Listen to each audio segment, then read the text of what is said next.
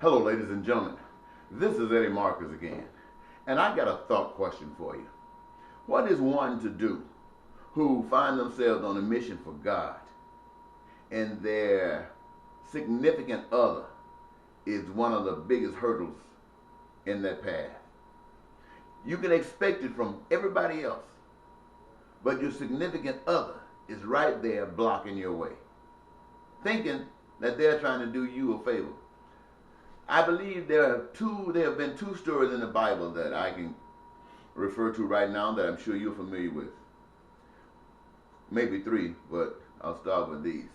You remember the story of Job?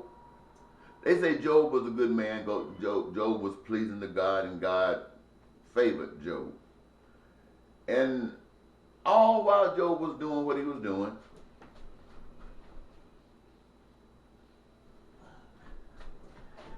Job had this problem from his wife.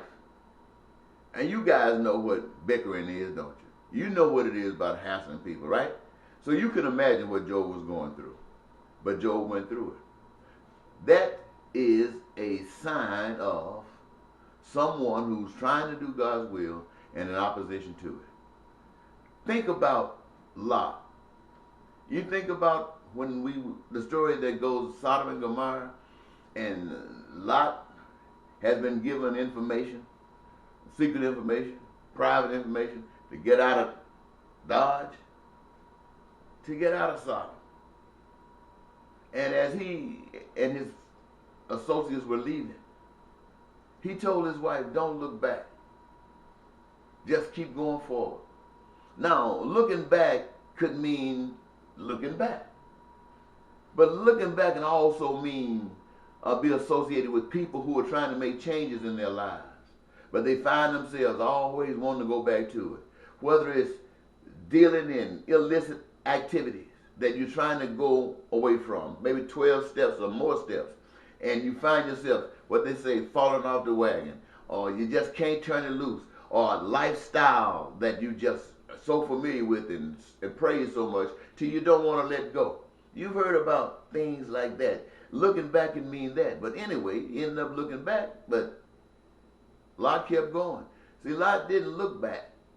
And the story says this individual that did look back turned to a pillar of salt, which means that for those of us who can't turn that aloof which is killing us, then we will die by it. There's also another story, a story about Adam and Eve.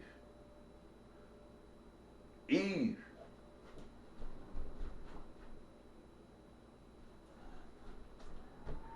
Many of us men, knowing women like we do today, we can just see Eve throwing that Adam, you better so-and-so and do what I say and please me.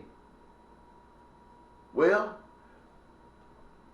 it had to be something because the story didn't, at least the story, didn't give us any indication that Adam just had to have this bite of this apple.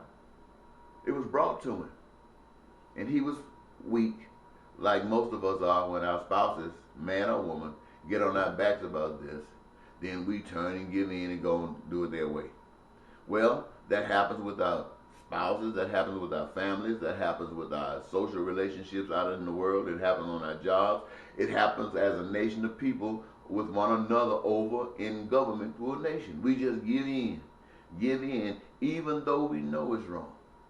Because what? We don't want to lose the protection of the security of the other part that we think we got, not trusting that you let the Pinto go, you might get a Benz.